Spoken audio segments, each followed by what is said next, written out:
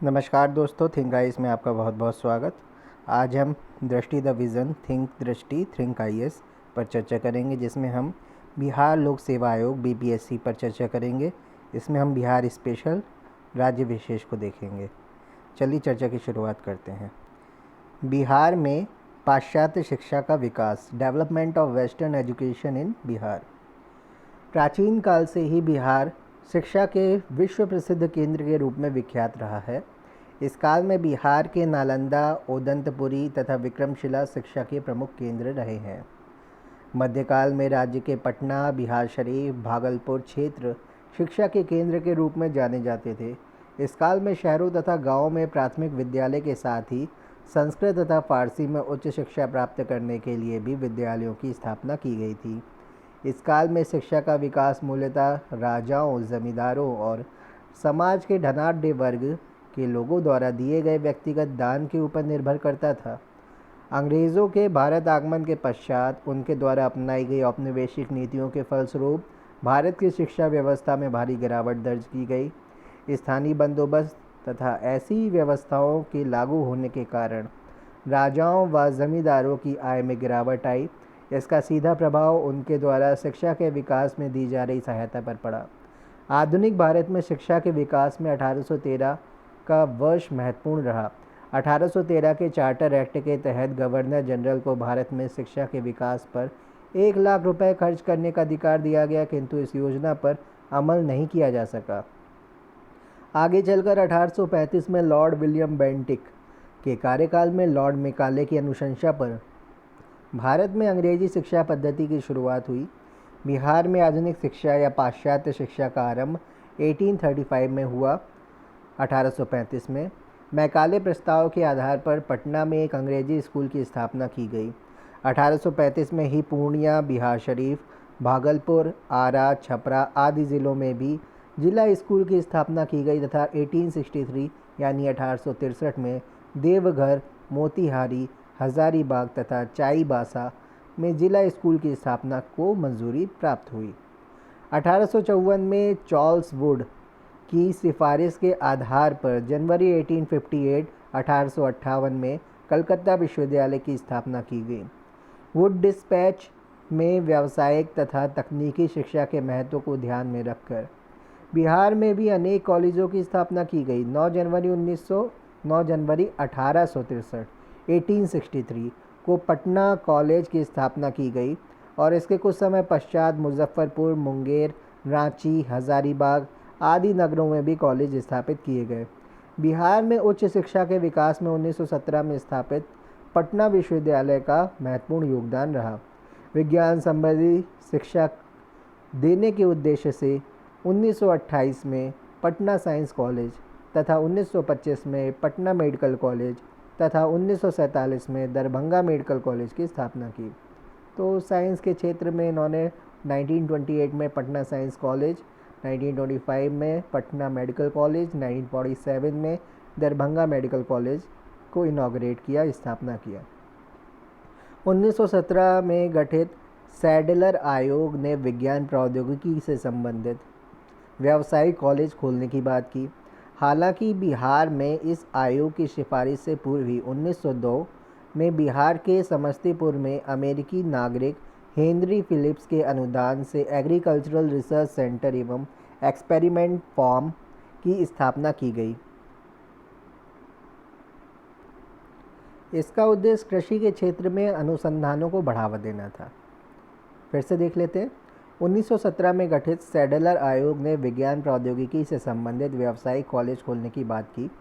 हालांकि बिहार में इस आयोग की सिफारिश से पूर्व ही 1902 में बिहार के समस्तीपुर में अमेरिकी नागरिक हेनरी फिलिप्स के अनुदान से एग्रीकल्चरल रिसर्च सेंटर एवं एक्सपेरिमेंट फार्म की स्थापना की गई। इसका उद्देश्य कृषि के क्षेत्र में अनुसंधानों को बढ़ावा देना था। पशुओं के विकास के लिए 1930 में पटना में वेटनरी कॉलेज तथा खनिज संसाधनों के उचित दोहन का प्रबंधन करने के उद्देश्य से धनबाद में इंडियन स्कूल ऑफ माइंस की स्थापना की गई। साथ ही इंजीनियरिंग की शिक्षा के लिए पटना इंजीनियरिंग कॉलेज की स्थापना की गई। आधुनिक भारत में शिक्षा के विकास में ब्रिटिश सरकार के अतिरिक्त स्वयंसेवी संस्थाओं तथा प्रमुख व्यक्तियों ने भी महत्वपूर्ण भूमिका निभाई। ब्रह्म समाज के तत्वावधान में पटना में राम मोहन राय सेमिनरी तथा आर्य समाज द्वारा वैदिक शिक्षा के पुनरुत्थान हेतु बिहार में अनेक क्षेत्रों में डीएवी कॉलेज या डीएवी स्कूलों की स्थापना की गई। मुसलमानों में शिक्षा के प्रसार के लिए बिहार के मुजफ्फरपुर में 1872 में साइंटिफिक सोसाइटी की स्थापना इमराद अली खां द्वारा की गई तथा पटना में मोहम्मडन एजुकेशनल सोसाइटी का गठन किया गया, जिसके तत्वावधान में पटना सिटी में 1886 में मोहम्मडन एंग्लो अरेबिक स्कूल की स्थापना की गई। मोहम्मडन एंग्लो अरेबिक स्कूल की स्थापना में शमसुल उलेमा तथा मोहम्मद हसन की महत्वपूर्ण भूमिका थी। किस किस की भूमिका थी? शमसुल उलेमा तथा मोहम्मद हसन। नारी शिक्षा के विकास के लिए भी बिहार में कई स्तर पर प्रयास किए जा रहे थे। नारी शिक्षा को बढ़ावा देने के लिए 1847 में पटना में संत जोसेफ स्कूल की स्थापना की गई। 1867 तक 2 अन्य बालिका स्कूलों की स्थापना हुई। 1914 में बिहार एवं उड़ीसा की सरकार के संयुक्त प्रयास से नारी शिक्षा की वास्तविक स्थिति की पड़ताल करने के उद्देश्य से एक समिति गठित की गई। इस समिति ने बिहार में महिलाओं की उच्च शिक्षा की स्थिति को मजबूत बनाने हेतु बांकीपुर तथा कटक के कन्या विद्यालयों में इंटरमीडिएट की कक्षाएं चलाने की सिफारिश की। इस समिति के अनुसार प्रत्येक कमिश्नरी में कम से कम एक कन्या महाविद्यालय अवश्य खोला जाना चाहिए। 1929 में गठित हर्टोग समिति ने बिहार में स्त्रियों की शिक्षा के विषय में निम्न विचार व्यक्त किए, जैसे कि 25 लाख लड़कियों में से शिक्षा पाने वाली लड़कियों की संख्या महज 1,16,000 है। कुल 1,16,000 शिक्षा प्राप्त करने वाली लड़कियों में भी 1,10,000 प्राथमिक स्तर की शिक्षा से संबद्ध हैं तथा माध्यमिक स्तर की शिक्षा में कुछ गिनी चुनी हिंदू एवं ईसाई बालिकाएं हैं, जबकि अगर उच्च शिक्षा की बात की जाए तो प्रांत की हालत दयनीय कही जाएगी। किंतु अब स्थितियां बदल रही थी तथा सांस्कृतिक जागरण के कुछ तत्व नजर आने लगे थे। बदलते समय के साथ इसी शिक्षा पद्धति ने बिहार में नवीन विचारों और वैज्ञानिक प्रवृत्तियों के विकास में महत्वपूर्ण भूमिका अदा की। हालांकि ब्रिटिश सरकार द्वारा दी जा रही शिक्षा वस्तुतः औपनिवेशिक हितों से परिचालित थी, जिसका उद्देश्य अपने लिए सस्ते क्लर्क की प्राप्ति, साथ ही भारत के लोगों को यह महसूस कराना था कि वे सांस्कृतिक दृष्टि से पश्चिमी लोगों से पीछे हैं। फिर भी भारतीय जनजीवन पर इसका सीमित सकारात्मक प्रभाव अवश्य देखने को मिला। अंग्रेजी भाषा के ज्ञान के कारण पश्चिम के ज्ञान विज्ञान को पढ़ने का मौका मिला, जिससे इनमें एक अंतर्राष्ट्रीय दृष्टिकोण का विकास हुआ। विभिन्न अर्थशास्त्रियों के सिद्धांतों का अध्ययन करके औपनिवेशिक शासन की वास्तविक स्थिति को समझ पाए तथा इसी संदर्भ में अंग्रेजों की आर्थिक नीतियों की मीमांसा की, जिसमें धन के निष्कासन का सिद्धांत निकलकर सामने आया। देश में एक शिक्षित मध्य वर्ग का उदय हुआ, जिसने समाचार पत्रों और पत्रिकाओं के माध्यम से आम जनता में राष्ट्रीय भावनाओं को उत्पन्न करने में महत्वपूर्ण भूमिका निभाई। साथ ही आरंभिक राष्ट्रीय आंदोलन का नेतृत्व करता इसी ब्रिटिश आधुनिक शिक्षा की उपज था। आधुनिक काल में बिहार में तकनीकी शिक्षा का विकास, development of technical education in Bihar in modern period. Bihar में तकनीकी शिक्षा के विकास में सरकारी तथा व्यक्तिगत स्तर पर प्रयास किए गए। राज्य में तकनीकी शिक्षा का विकास पाश्चात्य शिक्षा के विकास के परिणाम स्वरूप संभव हुआ। राज्य के पहले तकनीकी संस्थान की स्थापना 1872 में मुजफ्फरपुर में बिहार साइंटिफिक सोसाइटी के रूप में हुई। कब हुई? 1872 में। कहाँ पर? मुजफ्फरपुर में। किस नाम से? बिहार साइंटिफिक सोसाइटी के नाम से। इस संस्थान की स्थापना का उद्देश्य मुस्लिम समाज को पश्चिमी प्रौद्योगिकी वेस्टर्न टेक्नोलॉजी से परिचित कराकर उन्हें समाज की मुख्य धारा में लाना था। इन्हीं प्रयासों को आगे बढ़ाते हुए 1873 में इसी संस्थान की एक शाखा पटना में भी खोली गई। बिहार में तकनीकी शिक्षा के विकास में राज्य के समस्तीपुर जिले के पूसा में स्थित अनुसंधान फार्म एक प्रस्थान बिंदु था। प्रारंभ में इसकी स्थापना का उद्देश्य अच्छी नस्ल के घोड़ों को तैयार करना था। आगे चलकर लॉर्ड कर्जन के शासनकाल में 1904 में यह पूसा कृषि विश्वविद्यालय के नाम से जाना गया। यहाँ कृषि क्षेत्र में शोध तथा उत्पादन क्षमता में विकास के लिए अनुसंधान किया जाता था। राज्य में प्रौद्योगिकी शिक्षा के विकास में 1886 का वर्ष उल्लेखनीय रहा। इसी वर्ष पटना में सर्वे ट्रेनिंग स्कूल की स्थापना हुई, जिसका उद्देश्य भूमि सर्वेक्षण के लिए योग्य व्यक्तियों को तैयार करना था। 1886 के पश्चात इस स्कूल में इंजीनियरिंग से संबंधित पाठ्यक्रम को जोड़ दिया गया तथा इसका नाम बदलकर बिहार स्कूल ऑफ इंजीनियरिंग कर दिया गया। वर्तमान में यह संस्था NIT संस्थान के रूप में कार्यरत है। 1924 से यहाँ स्नातक तक की इंजीनियरिंग की शिक्षा दी जाने लगी। पटना के बाद भागलपुर के सबौर तथा मुजफ्फरपुर में इंजीनियरिंग कॉलेज की स्थापना की गई। अब बिहार में तकनीकी शिक्षा के महत्व को स्वीकार किया गया और 1917 में पटना विश्वविद्यालय की स्थापना के पश्चात इस विश्वविद्यालय में विज्ञान विभाग की स्थापना की गई। 15 नवंबर 1928 को इस विज्ञान विभाग का नाम बदलकर साइंस कॉलेज कर दिया गया तथा इसमें भौतिकी, रसायन, जंतु विज्ञान, भू विज्ञान तथा सांख्यिकी स्टैटिस्टिक्स विभाग डिपार्टमेंट की स्थापना की गई। इस कॉलेज में सभी विषयों से संबंधित प्रयोगशालाएं काफ़ी उच्च स्तर की थीं तथा कई मामलों में यह राष्ट्रीय स्तर की थीं। देश की आज़ादी के पश्चात समस्तीपुर स्थित कृषि विश्वविद्यालय का नाम बदलकर राजेंद्र कृषि विश्वविद्यालय कर दिया गया तथा वर्तमान समय में भारत के अग्रणी विश्वविद्यालयों के रूप में विख्यात है। कृषि क्षेत्र से संबंधित अन्य विश्वविद्यालयों में Tirhut college of agriculture, Bihar agriculture college Sabour, Bihar veterinary college आदि का नाम उल्लेखनीय है। बिहार का भागलपुर क्षेत्र टसर सिल्क के उत्पादन के लिए प्रसिद्ध है, इसलिए इसे बढ़ावा देने के उद्देश्य से यहाँ Bihar institute of silk and textiles की स्थापना की गई है। चिकित्सा के क्षेत्र में अनुसंधान को बढ़ावा देने के उद्देश्य से कई मेडिकल कॉलेज की भी स्थापना की गई, जिसमें Patna medical college, Darbhanga medical college तथा गया मेडिकल कॉलेज महत्वपूर्ण है। हाल ही में अखिल भारतीय आयुर्विज्ञान संस्थान की स्थापना पटना में की गई। किसकी की गई? अखिल भारतीय आयुर्विज्ञान संस्थान कहाँ पर की गई? पटना में। अब बात करते हैं स्वतंत्रता संग्राम के दौर में बिहार में पत्रकारिता, journalism in Bihar during freedom movement. Journalism in Bihar during freedom movement. Bharat में राष्ट्रवाद के विकास में पत्रकारिता का महत्वपूर्ण योगदान रहा। इसके माध्यम से ही राष्ट्रवादी भारतीयों ने प्रगतिशील विचारों का भारतीय जनमानस के बीच प्रचार प्रसार किया तथा अखिल भारतीय स्तर पर राजनीतिक चेतना को जगाने का भी प्रयास किया। 19वीं शताब्दी के उत्तरार्ध तक बड़ी संख्या में राष्ट्रवादी समाचार पत्रों का प्रकाशन शुरू हुआ, जिसने ब्रिटिश नीतियों की सीमाओं तथा भारतीय जनता पर इससे पड़ने वाले नकारात्मक प्रभावों से जनता को अवगत कराया। बिहार में राष्ट्रीय आंदोलन को आगे बढ़ाने में पत्रकारिता का महत्वपूर्ण योगदान रहा। जो जर्नलिज्म था उसका बहुत बड़ा योगदान रहा बिहार में राष्ट्रीय आंदोलन को आगे बढ़ाने में। बिहार में पत्रकारिता का आरंभ 19वीं सेंचुरी में हुआ था। यहाँ 1875 में गुरु प्रसाद सेन द्वारा द बिहार हेराल्ड का प्रकाशन प्रारंभ किया गया। यह बिहार से प्रकाशित होने वाला पहला अंग्रेजी अखबार था। 20वीं शताब्दी की शुरुआत में द मदरलैंड तथा बिहार स्टैंडर्ड्स का भी प्रकाशन आरंभ हुआ। बिहार से प्रकाशित होने वाले बिहारी तथा द बिहार टाइम्स ने बिहार को अलग प्रांत के रूप में स्थापित करने के पक्ष में जोरदार वकालत की।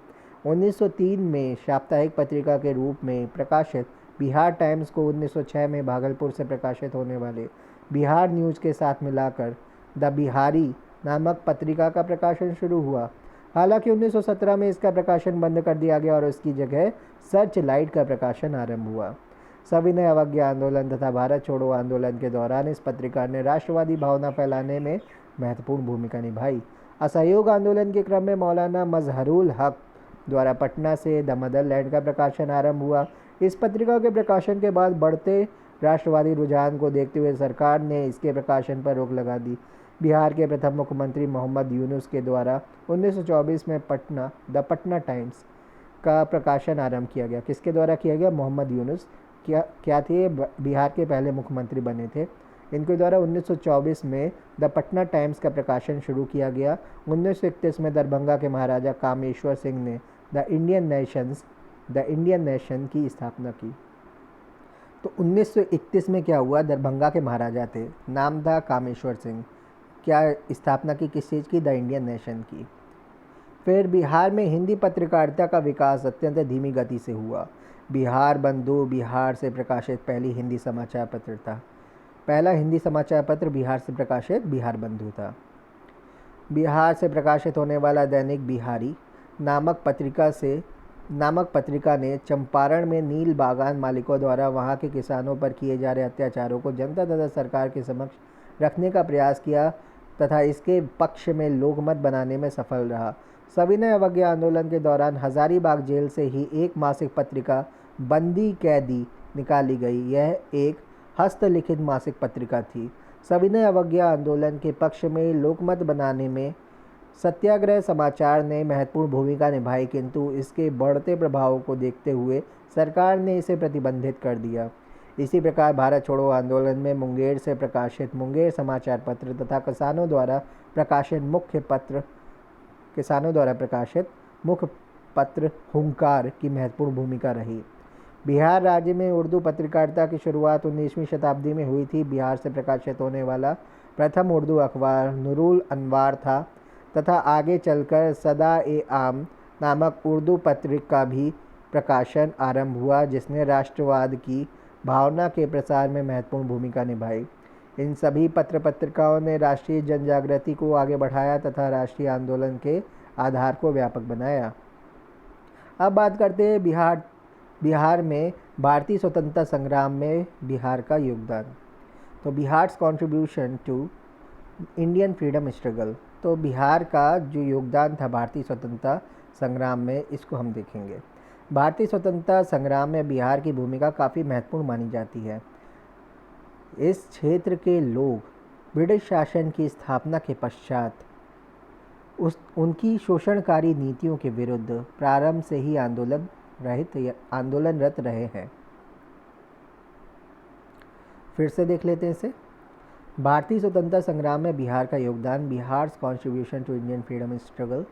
भारतीय स्वतंत्रता संग्राम में बिहार की भूमिका काफ़ी महत्वपूर्ण मानी जाती है। इस क्षेत्र के लोग ब्रिटिश शासन की स्थापना के पश्चात उनकी शोषणकारी नीतियों के विरुद्ध प्रारंभ से ही आंदोलनरत रहे। चाहे जनजातीय क्षेत्र में हस्तक्षेप का मसला हो या चंपारण में निलहों पर किए गए अत्याचार आदि का, सभी मुद्दों ने यहाँ के जनता को उत्तेजित किया। 1857 में ब्रिटिश शासन के खिलाफ हुए प्रथम व्यापक विद्रोह में बिहार के नेताओं की भूमिका अविस्मरणीय रही। इसमें वीर कुंवर सिंह का नाम उल्लेखनीय है। वे अंग्रेजों के समक्ष भारतीय प्रतिरोध की सशक्त अभिव्यक्ति बनकर उभरे तथा अपनी सैन्य क्षमता तथा कूटनीतिक दूरदर्शिता से सबको अचंभित किया। बिहार से 1857 के विद्रोह में महत्वपूर्ण भूमिका निभाने वालों में पटना के पीर अली तथा हरि कृष्ण सिंह का नाम भी उल्लेखनीय है। इन नेताओं की राष्ट्र के प्रति त्याग एवं बलिदान की भावना तथा कूटनीतिक समझ आगामी स्वतंत्रता सेनानियों के लिए प्रेरणा स्रोत बनी। विदेशी को बहिष्कार करना और स्वदेशी को अपनाना, इसके एवज में स्वदेशी आंदोलन की विफलता के पश्चात ब्रिटिश सरकार की कठोरतापूर्ण दमन की कार्रवाई ने देश के नवयुवकों को बम तथा पिस्तौल की राजनीति की तरफ मोड़ दिया। उन्होंने आयरिश राष्ट्रवादियों तथा रूसी निहिलिस्टों से प्रेरित होकर हिंसा के रास्ते को अपनाया तथा व्यक्तिगत वीरता के मार्ग पर चलकर भारत के नवयुवकों को आंदोलित किया। क्रांतिकारी आतंकवाद, यहाँ पे आतंकवाद नहीं कहेंगे, क्रांतिकारी राष्ट्रवाद के इस चरण में बिहार के क्रांतिकारियों की भी महत्वपूर्ण भूमिका रही। बिहार के प्रमुख क्रांतिकारियों में रेवती नाग, चुनचुन पांडे, छोटन सिंह, यदुनाथ सरकार, रामवृक्ष वेनीपुरी, अंबिका कांत सिंह आदि की भूमिका उल्लेखनीय रही। इस काल में बिहार में स्थापित क्रांतिकारी संघों यथा पटना युवक संघ, पाटलिपुत्र युवक संघ आदि ने भी लोगों को आंदोलित किया। इस तरह बिहार में घटित क्रांतिकारी गतिविधियों ने न सिर्फ बिहार बल्कि राष्ट्रीय स्तर पर देश प्रेम की भावनाओं को भी उभारने का प्रयास किया। राष्ट्रीय आंदोलन में बिहार की महत्वपूर्ण भागीदारी को देखते हुए ही इस क्षेत्र में कांग्रेस की कई अधिवेशनों का आयोजन किया गया। 1916 में एनी बेसेंट तथा तिलक के नेतृत्व में चल रहे होम रूल लीग आंदोलन में भी इस क्षेत्र की भूमिका महत्वपूर्ण रही। मौलाना मजहरुल हक के नेतृत्व में स्थापित होम रूल लीग ने लोगों में राजनीतिक शिक्षा का प्रचार प्रसार कर संवैधानिक सुधारों के पक्ष में राजनीतिक वातावरण निर्मित करने में सफल प्रयास किया। बिहार में चंपारण को छोड़कर लगभग सभी क्षेत्र इस आंदोलन का हिस्सा बना। इस तरह भावी राष्ट्रीय आंदोलन का आधार तैयार करने में बिहार ने महत्वपूर्ण भूमिका निभाई। चंपारण क्यों नहीं बना? क्योंकि गांधी जी ने इस आंदोलन होम रूल लीग का विरोध किया था, चंपारण के लोगों को मना किया था कि इस आंदोलन इस लीग में शामिल न हो। बिहार में गांधी जी द्वारा चलाया गया चंपारण सत्याग्रह भारत की धरती पर चलाया गया प्रथम सविनय अवज्ञा सत्याग्रह था। इस सत्याग्रह ने पहली बार किसानों की समस्या को राष्ट्रीय स्तर पर उठाया तथा देश की बड़ी जनसंख्या अर्थात किसानों को राष्ट्रीय आंदोलन की मुख्य धारा में लाकर जनाधार को व्यापक बनाया। 1919-1920 में प्रारंभ हुए खिलाफत तथा असहयोग आंदोलन में भी बिहार की जनता ने बढ़ चढ़ कर हिस्सा लिया। असहयोग आंदोलन के दौरान राजेंद्र प्रसाद, मजहरुल हक, ब्रजकिशोर प्रसाद तथा मोहम्मद शफी समेत अनेक नेताओं ने इस आंदोलन के कार्यक्रमों से जनता को अवगत कराया तथा इसके आधार को व्यापक बनाया। यहाँ के छात्रों को वैकल्पिक शिक्षा की व्यवस्था हेतु राजेंद्र प्रसाद के नेतृत्व में बिहार राष्ट्रीय महाविद्यालय तथा 6 फरवरी 1921 को बिहार विद्यापीठ की भी स्थापना की गई। राज्य में असहयोग आंदोलन के प्रचार प्रसार तथा राष्ट्रीय भावनाओं को उभारने के उद्देश्य से मजहरुल हक के द्वारा द मदरलैंड नामक अखबार का प्रकाशन किया गया। साथ ही नवंबर 1921 में ब्रिटेन के युवराज के भारत आगमन के विरोध में पूरे राज्य में व्यापक विरोध प्रदर्शन की शुरुआत हुई। इस आंदोलन के दौरान बिहार में नशाबंदी आंदोलन भी चलाया गया, जिसकी प्रेरणा पर आगामी सविनय अवज्ञा आंदोलन में इसे मुख्य कार्यक्रम का हिस्सा बनाया गया। 1921 में बिहार प्रांतीय कांग्रेस समिति द्वारा बिहार कौमी सेवक दल की स्थापना की गई, जिसका उद्देश्य प्रांत में शांति व्यवस्था बनाए रखते हुए आंदोलन को सफलतापूर्वक आगे बढ़ाना था। सविनय अवज्ञा आंदोलन में भी बिहार की महत्वपूर्ण भूमिका रही। इस आंदोलन में यहाँ विदेशी वस्त्रों के बहिष्कार ने इतना जोर पकड़ा कि छपरा जिले के कैदियों ने विदेशी वस्त्रों को पहनने से इनकार कर दिया तथा स्वदेशी वस्त्रों की आपूर्ति न होने की वजह से नंगी हड़ताल की। इस आंदोलन के दौरान बिहार में चौकीदारी कर अदा न करने संबंधी कार्यक्रम ने खूब जोर पकड़ा। इसका प्रभाव मध्य भारत के क्षेत्रों को भी देखने को भी मिलता है। महिलाओं की भागीदारी के दृष्टिकोण से यह आंदोलन बिहार में सफल रहा। स्वामी सहजानंद की अपील पर यहाँ की महिलाओं ने इस आंदोलन में बढ़ चढ़कर हिस्सा लिया तथा भारतीय राजनीतिक परिदृश्य में एक नई प्रवृत्ति का उदय हुआ, अर्थात इस आंदोलन ने देश के एक बड़े सामाजिक वर्ग को राजनीतिक रूप से जागरूक कर आंदोलन को आगे बढ़ाया। 1942 में भारत की आज़ादी प्राप्ति हेतु छेड़े गए अंतिम व्यापक आंदोलन में बिहार की भूमिका अविश्वसनीय या अविस्मरणीय रही। आंदोलन की शुरुआत में ही ब्रिटिश सरकार द्वारा सारे महत्वपूर्ण राष्ट्रीय नेताओं को गिरफ्तार कर लेने के पश्चात आंदोलन पूरी तरह नेतृत्व विहीनता की स्थिति में आ गया था। ऐसे में जेपी यानी जयप्रकाश नारायण, जो कि हजारीबाग की सेंट्रल जेल में कैद थे, जेल की दीवारों को लांघकर भागने में सफल रहे और आंदोलन को आगे बढ़ाने में महत्वपूर्ण भूमिका उन्होंने निभाई। वे नेपाल में जाकर आज़ाद दस्ता नामक संगठन की स्थापना कर ब्रिटिश सरकार के विरुद्ध 2 स्तरों पर कार्रवाई को अंजाम दे रहे थे। एक तरफा जहां कुछ कार्यकर्ता भूमिगत होकर तोड़ फोड़ की कार्रवाई को अंजाम दे रहे थे और कार्यकर्ताओं का दूसरा समूह व्यापक जन आंदोलन के माध्यम से हिंसात्मक संघर्ष को आगे बढ़ाने में लगा हुआ था। वहीं दूसरी तरफ राजेंद्र प्रसाद की गिरफ्तारी तथा कांग्रेस संगठन को गैर कानूनी घोषित कर देने व सरकार के द्वारा इस आंदोलन के प्रति अपनाए जा रहे कठोर रुख के विरोध में राज्य भर में विरोध प्रदर्शन शुरू हो गए। बलदेव सहाय ने सरकारी नीति के विरोध में महाधिवक्ता के पद से इस्तीफा दे दिया।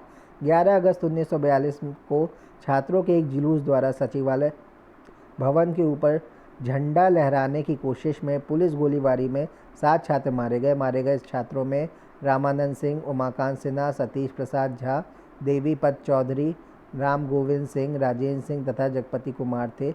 इस घटना ने जनता को उद्वेलित कर दिया तथा पूरे बिहार में रेल की पटरियां, संचार के साधनों तथा सरकारी इमारतों को नुकसान पहुंचाया गया। कठोर दमन चक्र के बावजूद पूरे राज्य में हिंसक वारदातें हुई। क्रांतिकारियों ने कई स्थानों पर सरकारी कामकाजों को कुछ समय के लिए ठप कर दिया। बिहार की महिलाओं की भी इस आंदोलन में महत्वपूर्ण भूमिका थी। छपरा में शांति देवी के नेतृत्व में जुलूस का आयोजन किया गया। जब पुलिस ने इस जुलूस का दमन करना चाहा तो इन महिलाओं द्वारा पुलिस हमारा भाई है के नारे लगाए गए, जिससे प्रभावित होकर पुलिस ने इन पर कार्रवाई करने से इनकार कर दिया। राज्य के कई क्षेत्रों में क्रांतिकारी सरकारों तथा गांवों में पंचायतों की स्थापना की गई। बिहार में इस आंदोलन के प्रभाव को इस रूप में समझा जा सकता है कि यहाँ 15,000 से अधिक लोगों की गिरफ्तारी हुई तथा सैकड़ों लोग मारे गए। अंततः अंतर्राष्ट्रीय दबावों से विवश होकर 1944 में गांधी जी की रिहाई के पश्चात यह आंदोलन समाप्त हुआ। आंदोलन की समाप्ति के बाद कैबिनेट मिशन के प्रस्तावों के आधार पर गठित संविधान सभा का अस्थायी अध्यक्ष बिहार के सच्चिदानंद सिन्हा को बनाया गया। तत्पश्चात डॉक्टर राजेंद्र प्रसाद को स्थायी अध्यक्ष बनाया गया और इन्हीं की अध्यक्षता में भारतीय संविधान के निर्माण का कार्य पूरा हुआ। 1947 में देश की आज़ादी के पश्चात भारत के प्रथम राष्ट्रपति के रूप में बिहार निवासी डॉक्टर राजेंद्र प्रसाद को नियुक्त किया गया। अब बात करते हैं स्वतंत्रता आंदोलन में बिहार की महिलाओं का योगदान। Contribution of women of Bihar in the freedom struggle of the India. Contribution of women of Bihar in the freedom movement. हालांकि भारतीय राष्ट्रीय आंदोलन सामान्यतः एक पुरुष प्रधान एवं पुरुष निर्देशित आंदोलन के रूप में परिलक्षित होता है, किंतु समकालीन इतिहास का सूक्ष्म अवलोकन करने पर इनमें महिलाओं की स्पष्ट भागीदारी देखने को मिल जाती है। भारतीय महिलाएं अपने सामाजिक व पारिवारिक कर्तव्यों का बखूबी पालन करते हुए एक मजबूत साथी, सक्षम नेता व प्रबल समर्थक अनुयायी के रूप में आंदोलन का हिस्सा बनी। कई इतिहासकार राष्ट्रीय आंदोलन में महिलाओं की भागीदारी को दो रूपों में देखते हैं। पहला निष्क्रिय भागीदारी तथा दूसरा सक्रिय भागीदारी। आंदोलन में स्त्रियों ने परोक्ष रूप में समर्थन अर्थात स्वतंत्रता सेनानी की मां, बहन, पत्नी व सहयोगी के रूप में नैतिक समर्थन देने के साथ ही क्रांतिकारियों को गुप्त रूप से आश्रय और संवेग प्रेषित करने एवं हथियारों की आवाजाही में मदद करने तथा देश के लिए प्राण न्यौछावर करने वाले नायकों की वीरतापरक कहानियाँ सुनाकर बच्चों में देश प्रेम की भावना भरने का महत्वपूर्ण कार्य किया। इसको फिर से देख लेते हैं। आंदोलन में स्त्रियों ने परोक्ष समर्थन अर्थात स्वतंत्रता सेनानी की मां, बहन, पत्नी व सहयोगी के रूप में नैतिक समर्थन देने के साथ ही क्रांतिकारियों को गुप्त रूप से आश्रय, संदेश प्रेषित करने एवं हथियारों की आवाजाही में मदद करने तथा देश के लिए प्राण न्यौछावर करने वाले नायकों की वीरतापरक कहानियाँ सुनाकर बच्चों में देश प्रेम की भावना भरने का महत्वपूर्ण कार्य किया। दूसरी तरफ राष्ट्रवादी किसानों एवं मजदूर आंदोलन में भी महिलाओं की भागीदारी महत्वपूर्ण रही, किंतु इनके इन संघर्षों को औपचारिक रूप से मान्यता नहीं मिली। भारतीय राष्ट्रीय कांग्रेस की स्थापना के पश्चात भारतीय राजनीति में महिलाओं की सशक्त एवं स्पष्ट भागीदारी देखने को मिलती है। बिहार में गांधी जी के नेतृत्व में चले चंपारण सत्याग्रह के दौरान महिलाओं की भागीदारी बढ़ी तथा असहयोग आंदोलन के शुरू होने तक कस्तूरबा गांधी, श्रीमती सरला देवी, राधिका देवी, सुनीति देवी आदि की प्रेरणा ने बिहार की महिलाओं को भी प्रेरित किया। असहयोग आंदोलन में बिहार की महिलाओं की स्पष्ट भागीदारी देखने को मिलती है। इस आंदोलन के दौरान सरला देवी ने बिहार के छात्रों से सरकारी स्कूल कॉलेज छोड़ने का आह्वान किया तथा सावित्री देवी ने प्रिंस ऑफ वेल्स के सम्मान में होने वाले सम्मान समारोहों के बहिष्कार कार्यक्रमों का नेतृत्व किया। फिर से देख लेते हैं। असहयोग आंदोलन में बिहार की महिलाओं की स्पष्ट भागीदारी देखने को मिलती है। इस आंदोलन के दौरान सरला देवी ने बिहार के छात्रों से सरकारी स्कूल कॉलेज छोड़ने का आह्वान किया तथा सावित्री देवी ने प्रिंस ऑफ वेल्स के सम्मान में होने वाले सम्मान समारोहों के बहिष्कार कार्यक्रमों का नेतृत्व किया था। पटना निवासी सीसी दास तथा श्रीमती उर्मिला देवी ने असहयोग आंदोलन के दौरान स्वदेशी वस्तुओं के प्रचार प्रसार में महत्वपूर्ण भूमिका निभाई तथा गांधी जी के देश बंधु स्मारक कोष में धन संग्रह की अपील पर बिहार की महिलाओं ने अपने आभूषण तक दान में दे दिए। धन संग्रह हेतु गांधी जी की इस बिहार यात्रा में जयप्रकाश नारायण की पत्नी प्रभावती देवी की भी महत्वपूर्ण भूमिका थी। सविनय अवज्ञा आंदोलन के दौरान सहजानंद सरस्वती तथा अन्य नेताओं की अपील पर बिहार की महिलाओं ने जोरदार भागीदारी की। इस आंदोलन के दौरान संभ्रांत घर की महिलाएं, जिनकी भागीदारी अब तक के आंदोलनों में नगण्य थी, पर्दे से बाहर आईं। शाहाबाद जिले में राम बहादुर की पत्नी ने सासाराम थाने के सामने नमक कानून का उल्लंघन किया तथा संथाल परगना की श्रीमती शैल बाला राय के प्रभावशाली भाषणों से सैकड़ों महिलाएं नमक कानून भंग करने के लिए आगे आईं। इस आंदोलन के दौरान बिहार से सबसे पहले गिरफ्तार होने वाली हजारीबाग जिला कांग्रेस कमेटी की अध्यक्ष श्रीमती सरस्वती देवी तथा श्रीमती साधना देवी थी। सविनय अवज्ञा आंदोलन के दौरान पटना में विदेशी वस्त्रों के बहिष्कार का नेतृत्व श्रीमती हसन इमाम तथा विंध्यवासिनी देवी ने किया। बिहार में यह बहिष्कार कार्यक्रम इतना लोकप्रिय हुआ कि तत्कालीन जिलाधीश को इससे निपटने के लिए भारी संख्या में महिला पुलिस बल की नियुक्ति करनी पड़ी।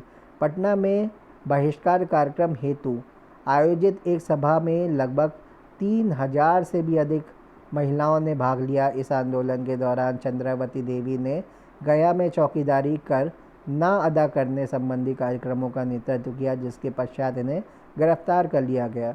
23 मार्च 1931 को भगत सिंह, सुखदेव और राजगुरु की फांसी देने के विरोध में आरा में कुसुम देवी के नेतृत्व में एक विशाल सभा का आयोजन किया गया। तो फांसी के विरोध में भगत सिंह, सुखदेव और राजगुरु की फांसी के विरोध में 23 मार्च 1931 को एक विशाल सभा का आयोजन आरा में किसने किया? कुसुम देवी ने किया। 4 जनवरी 1932 को गांधी जी की गिरफ्तारी के विरोध में राज्य भर में हड़ताल एवं प्रदर्शन का आयोजन किया गया। 26 जनवरी को स्वतंत्रता दिवस मनाने के आरोप में डॉक्टर राजेंद्र प्रसाद की पत्नी राजवंशी देवी सहित 8 महिलाओं को गिरफ्तार कर लिया गया। 1941 में महात्मा गांधी द्वारा सांप्रदायिक तत्वों को प्रश्रय देने के खिलाफ जब सत्याग्रह किया गया, तब इसके समर्थन में बिहार की महिलाओं ने भी सत्याग्रह का आयोजन किया। इस सत्याग्रह के दौरान गया में जगत रानी देवी, जानकी देवी तथा प्रियमवदा देवी को गिरफ्तार कर 4-4 महीने की सज़ा सुनाई गई। 1942 में भारत छोड़ो आंदोलन में बिहार की महिलाओं का योगदान महत्वपूर्ण रहा। चरखा समिति से जुड़ी महिलाओं ने इस आंदोलन को राज्य भर में लोकप्रिय बनाने हेतु महत्वपूर्ण कार्य किए। 9 अगस्त 1942 को डॉक्टर राजेंद्र प्रसाद की बहन श्रीमती भगवती देवी की नेतृत्व में पटना में महिलाओं के एक विशाल जुलूस का आयोजन किया गया, जिसके पश्चात उन्हें गिरफ्तार कर लिया गया। 19 अगस्त 1942 को शांति देवी की अध्यक्षता में छपरा में एक विशाल जनसभा का आयोजन किया गया तथा छपरा जिले के दिघवारा प्रखंड में तिरंगा फहराने के आरोप में शारदा और सरस्वती को क्रमशः 14 एवं 11 वर्ष की सज़ा दी गई। पलामू में इस आंदोलन का नेतृत्व कुमारी R.C. दास ने संभाली। उन्होंने जपला सीमेंट कारखाने के मजदूरों को संगठित कर आंदोलन को आगे बढ़ाया।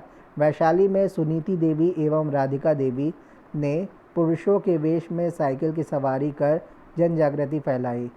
किसने? वैशाली में सुनीति देवी और राधिका देवी ने। इस आंदोलन के दौरान अनेक महिलाएं पुलिस गोलीबारी का शिकार हुईं। इनमें मुंगेर की कुमारी धतुरी देवी, पटना जिले की सुधा शर्मा तथा घोरमारा गांव की श्रीमती विराजी मधियाइन प्रमुख थी। कौन थी? श्रीमती विराजी मधियाइन। उपर्युक्त वर्णनों से यह स्पष्ट हो जाता है कि स्वतंत्रता आंदोलन के सभी चरणों में बिहार की महिलाओं की महत्वपूर्ण निर्णायक भूमिका रही। चाहे वह भूमिका परोक्ष रूप में रही हो या प्रत्यक्ष रूप में, हर रूप में ही इनकी भूमिका महत्वपूर्ण रही। ब्रिटिश सत्ता को उखाड़ फेंकने के उद्देश्य से चलाए गए हर आंदोलन में ये पुरुषों के साथ कंधे से कंधा मिलाकर उनके साथ चली और देश को गुलामी की जंजीरों से उन्होंने मुक्त कराया। नोट देख लेते क्या है। बिहार के आधुनिक इतिहास से संबंधित विस्तृत अध्ययन के लिए बिहार DLP की बुकलेट आधुनिक भारत बिहार के विशेष संदर्भ सहित भाग 1 भाग 2 को देख सकते हैं। ये नोट है, इसको आप देख सकते हैं। अब बात करते हैं परीक्षा उपयोगी महत्वपूर्ण तथ्य की। 1885 में बंगाल एवं बिहार में भूमि पर किराएदारों के अधिकारों को बंगाल किराएदार अधिनियम द्वारा स्वीकृति दी गई। असहयोग आंदोलन की सफलता हेतु बिहार में प्रचलित मान्यता यह थी कि गांधी जी धर्म के प्रतीक थे। असहयोग आंदोलन में छपरा से सक्रिय भूमिका राहुल सांस्कृत्यायन ने निभाई। ये हिंदी के लेखक थे और ये टूरिस्ट लेखक थे। पीर मोहम्मद मुनीस ने दुखी आत्मा, दुखी हृदय जैसे शब्द चंपारण के किसानों की बदहाली पर कहा। जयप्रकाश नारायण का जन्म 11 अक्टूबर 1902 को सीता बदियारा सारण में हुआ था। प्रजा सोशलिस्ट पार्टी का गठन 1952 में जयप्रकाश नारायण ने किया। संपूर्ण क्रांति की घोषणा जयप्रकाश नारायण ने 5 जून 1974 को की। जयप्रकाश नारायण का देहांत 8 अक्टूबर 1979 को पटना में हुआ। श्री दीप नारायण सिंह के नेतृत्व में बिहार प्रांतीय कांग्रेस का दूसरा अधिवेशन हुआ। बिहार में परमानेंट सेटलमेंट का उद्देश्य था जमींदारों द्वारा वंश परंपरागत अधिकार स्वेच्छा से हस्तांतरित करना। स्वतंत्रता के पूर्व बिहार में समाजवादी विचारधारा के प्रसार का श्रेय कांग्रेसी कार्यकर्ताओं की क्रांतिकारिता को जाता है। ब्रिटिश राज में रॉबर्ट क्लाइव ने बिहार का नायब दीवान शिताब राय को नियुक्त किया था। मुंगेर के बरहियाताल में विरोध का मुख्य उद्देश्य बकास्त भूमि की वापसी की मांग थी। सदाकत आश्रम की स्थापना मजहरुल हक ने किया था। मुस्लिम लीग की प्रत्यक्ष कार्यवाही दिवस की घोषणा डायरेक्ट एक्शन डे या डायरेक्ट एक्शन प्लान की घोषणा के द्वारा बिहार में पूर्ण हड़ताल 16 अगस्त 1946 को हुई थी। बिहार में यूरोपीय कंपनी या व्यापारी के आगमन का कार्य पोर्चुगीज़, डच और फ्रांसीसी, डेनिश और अंग्रेज। क्रम क्या है, फिर से देख लेते हैं। बिहार में यूरोपीय कंपनी या यूरोपीय व्यापारी के आगमन का जो क्रम है, सबसे पहले आए पोर्चुगीज़, फिर डच आए, फिर फ्रेंच आए, फिर डेनिश आए, फिर ब्रिटिशर्स आए। सफाहोर आंदोलन बाबा भागीरथ मांझी के नेतृत्व में 1870 में शुरू हुआ। बेगूसराय में चौकीदारी कर के विरुद्ध आंदोलन सविनय अवज्ञा आंदोलन के दौरान हुआ था। बिहार या बिहारी युवक संघ की स्थापना मोतीहारी में 1918 में की गई थी। बुनकर समुदाय के हित में मोमिन कांग्रेस की स्थापना अब्दुल कय्यूम अंसारी ने 1938 में की। थियोडोर सुरिन के नेतृत्व में आदिवासी महासभा का गठन 1938 में हुआ। बिहार में जमींदारी प्रथा को समाप्त करने में मुख्य भूमिका श्री कृष्ण बल्लभ सहाय की थी। मीर कासिम ने अपनी राजधानी 1761 में मुर्शिदाबाद से हटाकर मुंगेर कर लिया था और 1763 में पटना स्थित अंग्रेज़ों की फैक्ट्री पर अधिकार भी कर लिया था। काश्तकारी अधिनियम के अंतर्गत पहली बार खूंटीकारी एवं मुंडारी नामक भूमि पर आदिवासियों के अधिकार हेतु अंग्रेज़ों ने नियम बनाया। वहाबी आंदोलन का मुख्य केंद्र बिहार में पटना था। रामानंद सिंह 11 अगस्त 1942 ईस्वी को शहीद होने वाले 7 शहीदों में से पहले थे। आज़ाद हिंद फौज के प्रांतीय सरकार के मंत्रिमंडल में जनरल सेक्रेटरी आनंद मोहन सहाय थे, जिनका निवास भागलपुर जिला था। बकास्त आंदोलन का संबंध सीमांत किसानों की भूमि वापसी से था। बकास्त आंदोलन का संबंध सीमांत किसानों की भूमि वापसी से था। इस आंदोलन का नेतृत्व छपरा में राहुल सांस्कृत्यायन तथा कार्यानंद शर्मा ने किया। 12 सितंबर 1911 को सम्राट जॉर्ज पंचम द्वारा दिल्ली दरबार में बिहार को पृथक प्रांत बनाने की घोषणा की गई। इसमें सच्चिदानंद सिन्हा का योगदान महत्वपूर्ण रहा। 1921 में ब्रिटिश युवराज का बिहार में आगमन हुआ। 23 अप्रैल 1858 को कुंवर सिंह ने जनरल ली ग्रांट को पराजित किया। यूरोपीय नील बागान मालिकों द्वारा चंपारण के किसानों के शोषण की तरफ गांधी जी का ध्यान राजकुमार शुक्ल ने दिलाया। ये गांधी जी को कई बार मिन्नत करके मना करके लाए थे चंपारण में। अंग्रेजी शासन काल में बिहार अफीम उत्पादन का प्रसिद्ध केंद्र था। 1882 में बिहार में गौ हत्या रोकने हेतु गौरक्षणी सभा की स्थापना हुई। तो 1882 में बिहार में गौ हत्या रोकने के लिए गौरक्षणी सभा की स्थापना हुई। अंग्रेजी शासनकाल में बिहार अफीम उत्पादन का प्रमुख केंद्र था, प्रसिद्ध केंद्र था। यूरोपीय नील बागान मालिकों द्वारा चंपारण के किसानों के शोषण की तरफ गांधी जी का ध्यान राजकुमार शुक्ल ने दिलाया। 23 अप्रैल 1858 को कुंवर सिंह ने जनरल ली ग्रांट को पराजित किया। 1921 में ब्रिटिश युवराज बिहार में आए। रेगुलेटिंग एक्ट के प्रावधानों के तहत 1774 में बिहार के लिए एक प्रांतीय सभा का गठन हुआ। चंपारण सत्याग्रह के दौरान मोतीहारी में गांधी जी पर मुकदमा चलाया गया। बिहार छात्र परिषद को राजेंद्र प्रसाद ने संगठित किया था। बिहार विधानसभा के लिए हुए 1937 के चुनाव में मुस्लिम लीग के टिकट पर बिहार में एक भी सदस्य नहीं चुना गया। कैबिनेट मिशन योजना के तहत राज्यों की ग्रुपिंग में बिहार को ग्रुप ए में रखा गया। चलिए अब बहुविकल्पीय प्रश्नों की चर्चा करते हैं। 1857 की क्रांति के दौरान बिहार में क्रांतिकारियों का नेता कौन था? तो इसमें बाबू कुंवर सिंह थे। दूसरा प्रश्न देखते हैं, किसने यूरोपीय नील बागान मालिकों द्वारा किसानों के शोषण की तरफ गांधी जी का ध्यान आकर्षित किया? तो ये राजकुमार शुक्ल थे, हमने अभी देखा था। बिरसा को सोते हुए पकड़ा गया, कब पकड़ा गया? तो इनको 3 फरवरी 1900 में पकड़ा गया। चौथा देख लेते हैं, असहयोग आंदोलन के दौरान किसने पटना कॉलेज छोड़ा जबकि उसकी परीक्षा के केवल 20 दिन ही बचे थे? तो यह भी इम्पॉर्टेंट प्रश्न है, जयप्रकाश नारायण ने छोड़ा था। इसके बाद अगला प्रश्न देखते हैं, पांचवा, बिहार के किस वकील ने असहयोग आंदोलन के समय अपनी लाभप्रद वकालत को छोड़ दिया था? तो बिहार के किस वकील ने अपनी लाभप्रद वकालत को कब छोड़ा था? असहयोग आंदोलन के समय। तो ये डॉक्टर राजेंद्र प्रसाद थे। ये भी इम्पॉर्टेंट है। अब छठा देख लेते हैं, संथाल विद्रोह कब हुआ था? तो संथाल विद्रोह हुआ था 1831 से 1832 के बीच में। संथाल विद्रोह हुआ था 1855 से 1856 के बीच में, ठीक स्वतंत्रता संग्राम से पहले 1855 से 56 के बीच में ये हुआ था संथाल विद्रोह। फिर इसके बाद देखते हैं, रिक्त स्थानों की पूर्ति करना है। तो इसमें होगा 1885 में बंगाल और बिहार में भूमि पर किराएदारों के अधिकारों को बंगाल किराएदार अधिनियम द्वारा दिया गया था। तो अभी हमने ऊपर देखा था, तो 1885 में यहाँ पे हम फिर से देख सकते हैं किराएदार अधिनियम के बारे में। –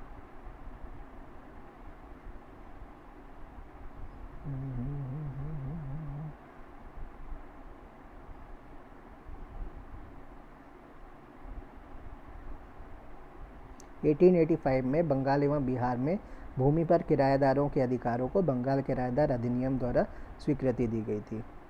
चलिए आगे चलते हैं, हमने 7 प्रश्न तक देख लिया है, अब 8वां प्रश्न देखेंगे। 1920 और 1922 के असहयोग आंदोलन के दौरान बिहार में प्रचलित मान्यताओं में से एक यह थी कि उनकी जीत होगी क्योंकि गांधी जी धर्म के प्रतीक थे। हमने ऊपर देखा अभी जस्ट। इसमें से कौन बिहार का किसान नेता था? कौन कौन थे बिहार के किसान नेता इनमें से? तो इनमें स्वामी विद्यानंद थे और स्वामी सहजानंद थे।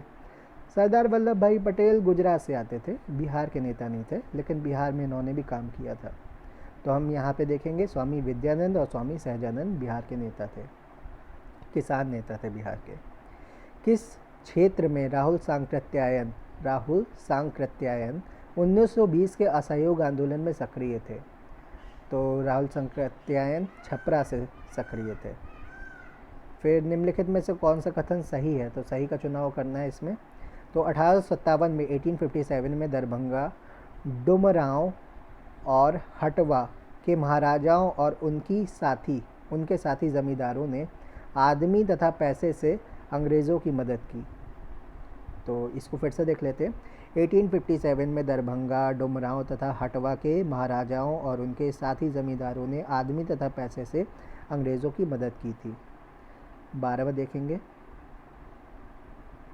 इसमें किसने दुखी और दुखी आत्मा, दुखी हृदय जैसे छद्म नामों के तहत लिखकर चंपारण के किसानों की दुर्दशा पर प्रकाश डाला? तो ये पीर मोहम्मद मुनीस थे।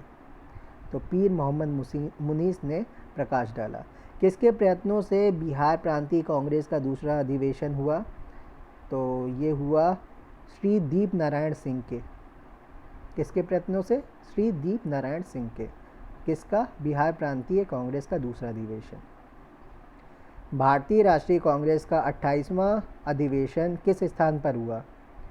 तो 28वां हुआ था बांकीपुर में।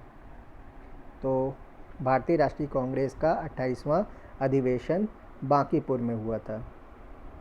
फिर इसके बाद देखेंगे हम 15वां, हजारीबाग में बिहार स्टूडेंट्स कॉन्फ्रेंस का 16वां अधिवेशन हुआ।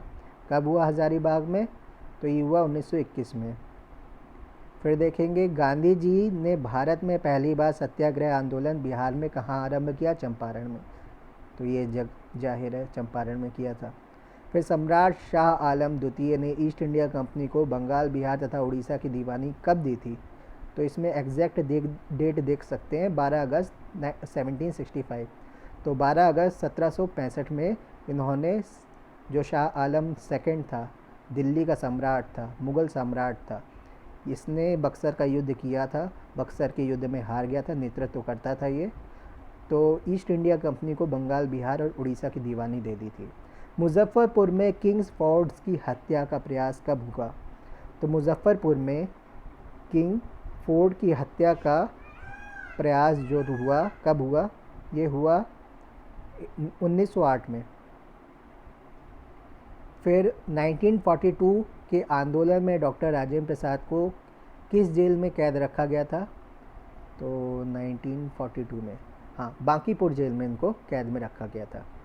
तो 1942 के आंदोलन में डॉक्टर राजेंद्र प्रसाद को किस जेल में कैद में रखा गया था? बांकीपुर जेल में। अब 20वें की बात करते हैं। चंपारण नील आंदोलन का राष्ट्रीय नेता कौन था? तो सीधी सी बात है, महात्मा गांधी थे। फिर इसके बाद हम देखेंगे 21वां, जयप्रकाश नारायण किस पार्टी से जुड़े हुए थे? तो जयप्रकाश नारायण सोशलिस्ट पार्टी से जुड़े हुए थे। सबसे पहले ये कांग्रेस पार्टी में थे, लेकिन इन्होंने कांग्रेस पार्टी से इस्तीफ़ा दे दिया। फिर उसके बाद सोशलिस्ट पार्टी बनाई जयप्रकाश नारायण ने, तो निर्दलीय खड़े हुए, तो सोशलिस्ट पार्टी से खड़े हुए थे, सोशलिस्ट पार्टी के नेता थे। बिहार में परमानेंट सेटलमेंट लागू करने का कारण क्या था? तो बिहार में परमानेंट सेटलमेंट लागू करने का कारण जमींदारों के लिए ज़मीन पर वंश परंपरागत अधिकार को स्वेच्छा से हस्तांतरित करने का अधिकार देने से था। अंग्रेजी शासन काल में भारत का कौन सा क्षेत्र अफीम उत्पादन हेतु प्रसिद्ध था? तो अभी हम बिहार के बारे में पढ़ रहे हैं, तो बिहार ही होगा। वर्ष 1899 से 1900 के मुंडा क्रांति का नेता कौन था? तो मुंडा क्रांति का नेता था बिरसा मुंडा। 1855 में संथालों ने किस अंग्रेज कमांडर को हराया? तो संथालों ने किसको हराया था? संथालों ने मेजर बारो को हराया था। किस कमांडर को हराया? मेजर बारो को। बिहार के उस क्रांतिकारी का नाम बताइए जिसने सितंबर 1928 में हिंदुस्तान सोशलिस्ट रिपब्लिकन आर्मी की बैठक में भाग लिया। तो बिहार का वो क्रांतिकारी बताना है आपको जिसने इस बैठक में भाग लिया था। फणींद्र नाथ घोष। क्या नाम है? फणींद्र नाथ घोष। इसके बाद हम देखेंगे 27वां, बिहार में किस स्थान पर भारतीय राष्ट्रीय कांग्रेस का 1922 का अधिवेशन हुआ था? तो कौन सी जगह पर हुआ था? ये हुआ था गया में। बिहार प्रांतीय किसान सभा का गठन किस सन में हुआ था? कब हुआ था ये? तो ये हुआ था मार्च 1929 को बिहार प्रांतीय किसान सभा का गठन हुआ। फिर स्वतंत्रता के पूर्व बिहार में समाजवादी विचारधारा के प्रसार का श्रेय किसे जाता है? तो इसमें कांग्रेसी कार्यकर्ताओं की क्रांतिकारिता को जाता है। ब्रिटिश राज में बिहार के कृषक वर्गों को निम्नलिखित श्रेणी में रखा जाता था। तो कौन सी श्रेणी में रखा जाता था? त्रिमुखी वर्गीकरण की श्रेणी में रखा जाता था। निम्नलिखित में से किस भारतीय को रॉबर्ट क्लाइव ने बिहार का नायब दीवान नियुक्त किया था? तो इसको भी हमने अभी पढ़ा था। तो किसको किया था? शिताब राय को किया था। कांग्रेस सोशलिस्ट पार्टी की पहली बैठक हुई, कब हुई? कांग्रेस सोशलिस्ट पार्टी की पहली बैठक पटना में हुई थी। कहाँ पर हुई थी पहली बैठक? पटना में हुई थी कांग्रेस सोशलिस्ट पार्टी की पहली बैठक। तो इसके नेता कौन थे? अभी हमने जेपी के बारे में पढ़ा, जयप्रकाश नारायण। इनमें से कौन बिहार में किसान आंदोलन के साथ जुड़े हुए थे? तो कौन कौन जुड़ा हुआ था किसान आंदोलन के साथ? तो इसमें राजेंद्र प्रसाद जुड़े हुए थे। महात्मा गांधी तथा इनके सहयोगियों की 1942 ईस्वी में हुई धरपकड़ से बिहार में बहुत दंगे हुए। इनमें रेल सेवा पूर्ण रूप से ठप हो गई। उसमें अधिकतम प्रभावित जिला कौन सा था? तो दंगों में प्रभावित जिला था पटना। यहाँ पे रेल सेवा भी ठप हो गई थी। चंपारण आंदोलन किससे संबंधित नहीं था? कौन इससे संबंधित नहीं था चंपारण आंदोलन से? तो इससे जेबी कृपलानी नहीं, इससे जयप्रकाश नारायण संबंधित नहीं थे। जेबी कृपलानी तो थे चंपारण से संबंधित। तो चंपारण से संबंधित थे राजेंद्र प्रसाद, अनुग्रह नारायण सिन्हा, जेबी कृपलानी। जेपी नहीं थे, इससे जयप्रकाश नारायण नहीं थे संबंधित चंपारण से।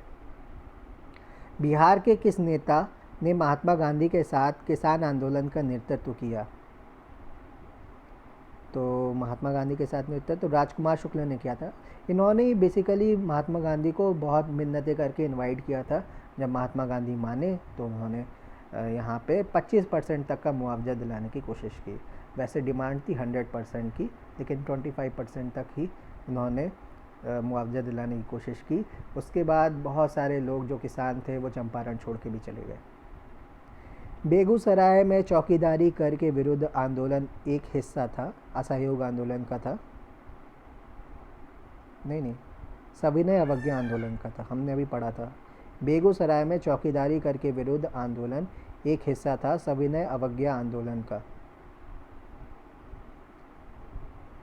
फिर इसके बाद हम देखेंगे 1908 में छोटा नागपुर काश्तकारी अधिनियम ने रोक लगाई। किस चीज़ पर रोक लगाई? बैठ बेगारी पर। तो बैठे बैठे जो बेगारी करते रहते, काम धंधा नहीं करते हैं, तो 1908 में छोटा नागपुर काश्तकारी अधिनियम ने इस पर रोक लगा दी। फिर हम बहुत बड़ी भूल करेंगे यदि हम बिहार की जनता और उसके मंत्रिमंडल को लीग के नेताओं के हिंसक व असभ्य आक्रमणों के आगे असुरक्षित छोड़ देंगे। वर्ष 1946 में यह बात किसने कही? तो 1946 में यह बात कही थी सरदार पटेल ने। हम बहुत बड़ी भूल करेंगे अगर हम बिहार की जनता और उसके मंत्रिमंडल को लीग के नेताओं के हिंसक व असभ्य, मुस्लिम लीग की बात कर रहे हैं, तो लीग के नेताओं के हिंसक और असभ्य आक्रमणों के आगे असुरक्षित छोड़ देंगे। 1946 में बात कही सरदार पटेल ने। कांग्रेस सोशलिस्ट पार्टी की पहली बैठक पटना में हुई, तो टाइमिंग क्या थी इसकी? 1934 में हुई, 1934 में। बिहार में अलग प्रांत के लिए आंदोलन किसके परिणाम स्वरूप वर्ष 1911 में बिहार एवं उड़ीसा के नए प्रांत का निर्माण हुआ का नेतृत्व किया था?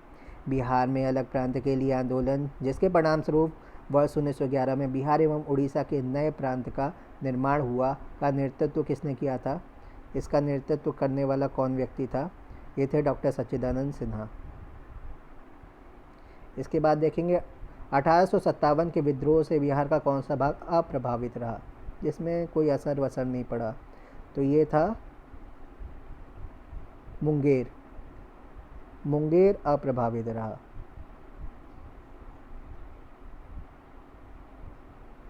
बिहार में गौ हत्या रोकने के लिए गौरक्षणी सभाओं की स्थापना किस वर्ष हुई थी? इसको भी हमने अभी अभी ऊपर देखा था, ये 1882 में हुई थी। 1857 के विद्रोह ने बिहार के कई नगरों को प्रभावित किया। बिहार के विभिन्न नगरों में विद्रोह के विस्फोट का सही क्रम निम्नलिखित में से कौन सा प्रदर्शित करता है? देख लेते पहले कौन कौन से हैं। पहले में क्या है? पटना, मुजफ्फरपुर, रोहिणी, जगदीशपुर। दूसरे में रोहिणी, पटना, मुजफ्फरपुर, जगदीशपुर। तीसरे में मुजफ्फरपुर, पटना, जगदीशपुर, रोहिणी। चौथे में जगदीशपुर, पटना, रोहिणी, मुजफ्फरपुर। रोहिणी, पटना, मुजफ्फरपुर, जगदीशपुर है इसमें आंसर। क्या होगा इसमें? रोहिणी, फिर पटना, फिर मुजफ्फरपुर, जगदीशपुर। 1857 के विद्रोह ने बिहार के कई नगरों को प्रभावित किया। बिहार के विभिन्न नगरों में विद्रोह के विस्फोट का सही क्रम निम्नलिखित यही है: रोहिणी, फिर पटना, फिर मुजफ्फरपुर, फिर जगदीशपुर। उस क्षेत्र की पहचान करें जहां संथालों ने 1855-56 में अपनी सरकार की घोषणा कर दी थी। तो संथालों ने कहां पर कर दी थी अपनी सरकार की घोषणा? भागलपुर राजमहल में। इसके बाद रेगुलेटिंग एक्ट के प्रावधानों के अंतर्गत बिहार के लिए एक प्रांतीय सभा की स्थापना हुई।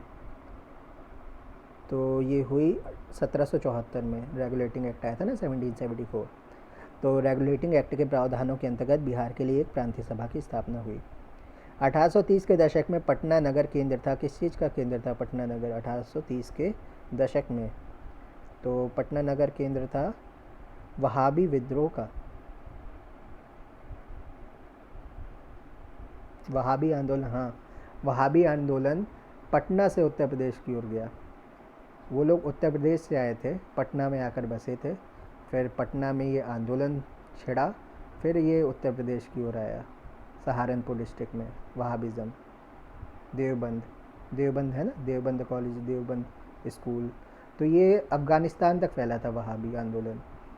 तो फंडिंग होती थी पटना से अफ़गानिस्तान को। 1866 से 67 के नील खेतिहारों के बिहार में हुए विद्रोह के क्षेत्र की पहचान करें। तो इसमें चंपारण एवं मुजफ्फरपुर, उस क्षेत्र की पहचान करें जहां से यूरोप वासियों को सर्वोत्तम शोरा एवं अफीम प्राप्त होता था। तो ये बिहार से। गांधी जी का चंपारण सत्याग्रह किससे जुड़ा हुआ है? तो गांधी जी का चंपारण सत्याग्रह किससे जुड़ा हुआ है? इसमें मुझे लगता नहीं है कि कुछ दिया हुआ है।